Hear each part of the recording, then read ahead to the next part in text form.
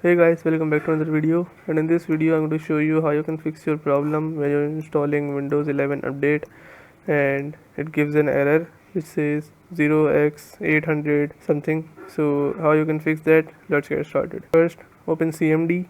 After opening CMD, you have to type sfc /scan now. Hit enter and it will begin the system scan. Make sure you let it complete till 100%. Then you have to enter two more codes individually. The first one would be this DISM. Make sure it completes till 100% as well, and then copy this code. You have to type this code manually in the CMD as well, and make sure you do the same for this as well. After this, restart your PC and hopefully your problem solves. If your problem still occurs, so make sure to comment down below so we can bring a detailed guide on this video. Alright, that's it for today's tutorial.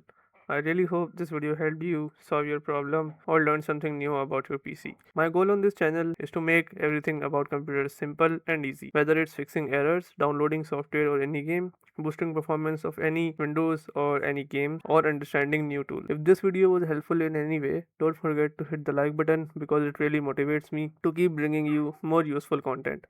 And if you're new here, make sure to subscribe and turn on the notification bell so you never miss any future tutorials, tips, and PC fixes. Also, if you're facing any issues or have any questions related to computers, Windows, software, or anything technical, drop them in the comments.